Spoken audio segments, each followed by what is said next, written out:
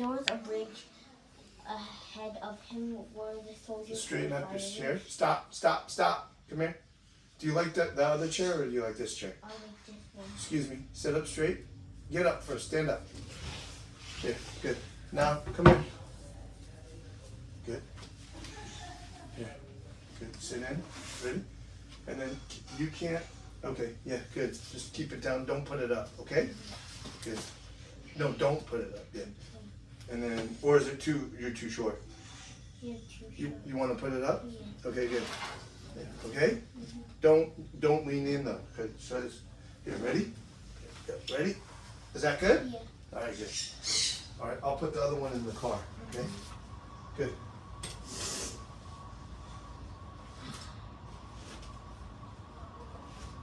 Pierre rode up to them without being aware of it. He had come to the bridge across Borodino. In the first place, they were attacking it. The first phrase of the battle, Pierre saw that there was of it in the meadow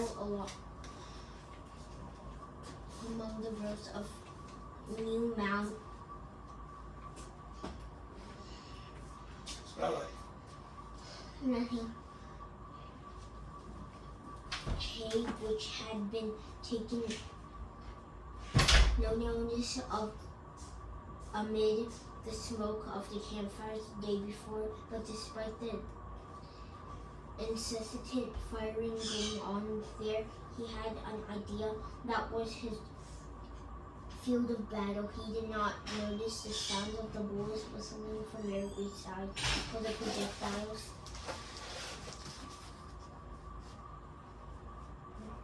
That flew over him. Did not see the enemy on the other side of the river, and for a long time he did notice that the killed and the wounded through maybe fell near him. He looked about with a smile and did not leave his face. Whilst the fellow in the front of the line shouted everybody at him again, to the left, keep to the right. He shouted to him. Pierre went to the right, and inexplicably of Rapsky's adjustants, he knew that the adjutant was angry at him, evidently intending to shout at him, but recognizing him wrong.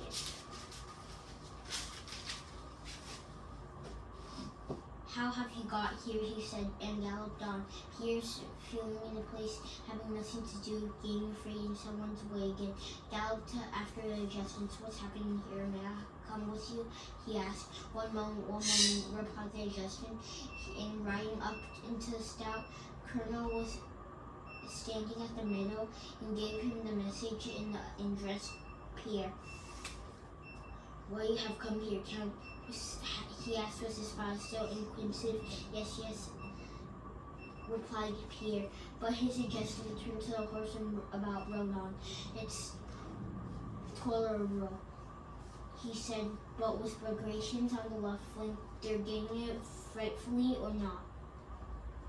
Really, said Pierre, what's that? Come along to our new call.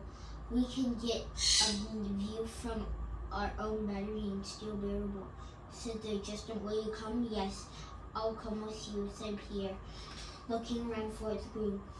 Carried gun stretches on that very meadow. The rhythm the day before carried the soldiers laying down and sensed the hay.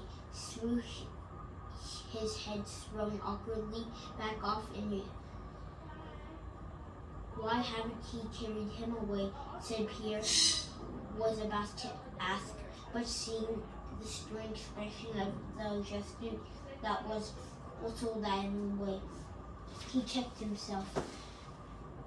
Pierre did not find his groom and rode along the hollow with the adjutant and the Rapsky readabouts. His horse lagged behind the adjutant and shouted to him every step. You don't seem to used to be riding, Count, remarked the adjutant. No, it's not that.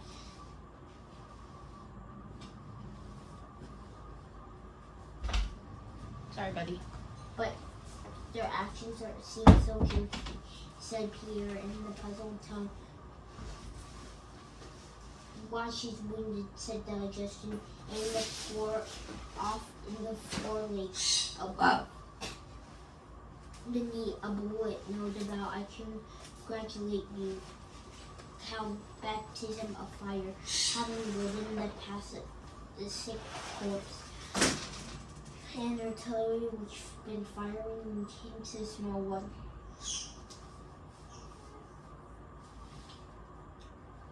They just looked up here if we're positive what to do with him now. No, don't trouble me. I'll go up and roll myself if I may. Yes, you do everything. It's less dangerous and I'll go for you.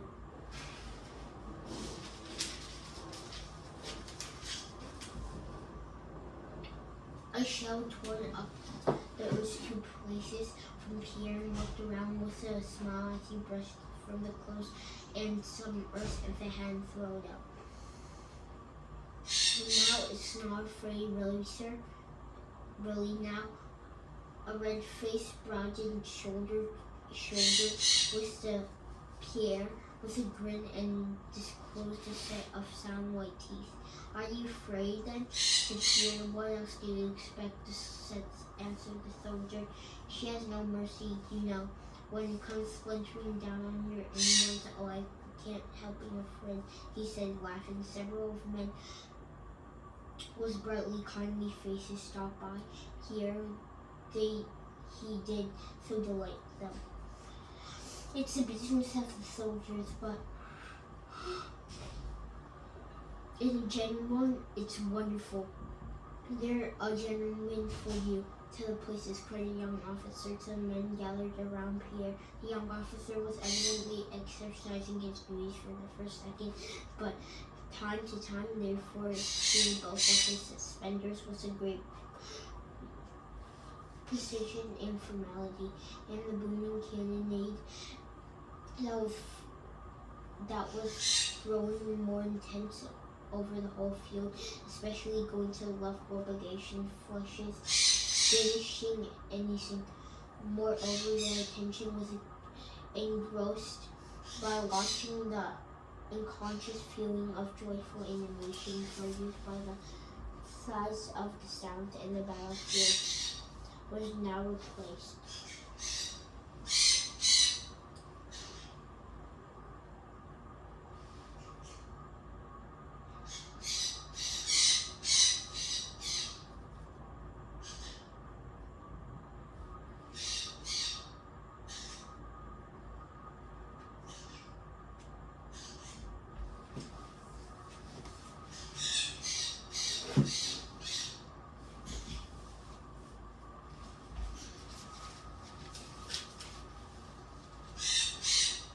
Of the wounded men in stretcher barriers came from the deck direction. Projectiles began to fall more frequently in the battery. Grape shot, the senior shouted without answering the question, looking over the wall in the trench.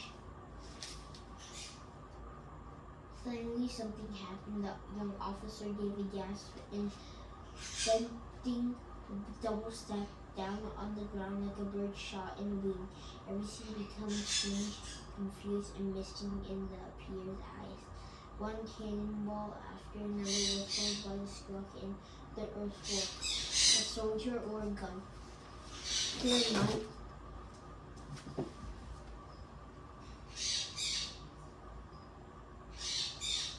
Pierre, who had not noticed the sound before hearing else, on the right of the battery, shouting a hurrah, was not running back forwards. It seemed to Pierre. A cannonball was struck at the very end of the earthwork by which he was standing. The instant plump into something, and the men who were entering the battery and ran back. All with great shouted the officer with the surgeon ran up to the officer and frightened whispered informed him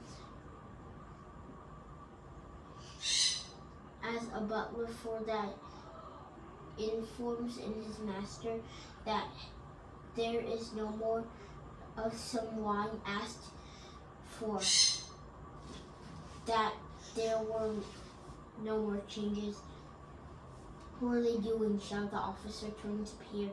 The officer's face was perspiring, and his eyes glittered under his frowning brow. Running to his reserves in the animation box, he yelled angrily, warning Pierre with his eyes and speaking to his men. "I'll go," said Pierre. The officer, without answering, Hal strode across the opposite side. "Don't fire, wait," he shouted. The men who had been ordered to the ammunition stumbled against Pierre.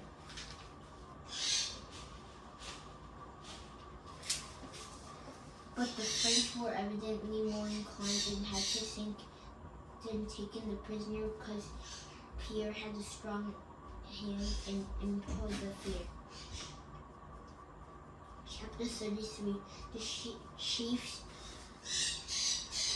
of the Battle of Borodino was fought within several thousand feet between Borodino and Bagration's flèches. Beyond that space there were one on the side and a demonstration made by the Russians.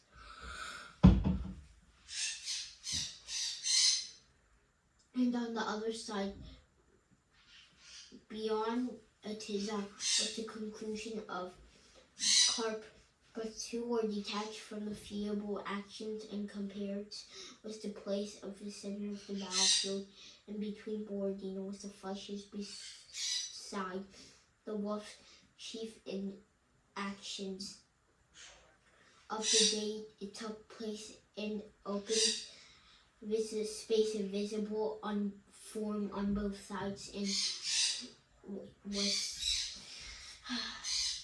it was such simplest and most artless way. The battle began on both sides with the cannonade.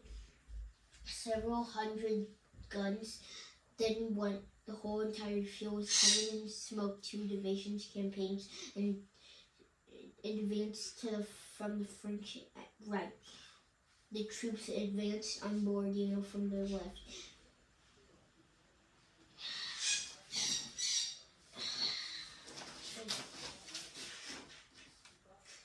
But not only it was possible to make it out that was happening from here, or he was standing down below, or the knoll above, which of his generals had been taken down, but even the flèches themselves, and which.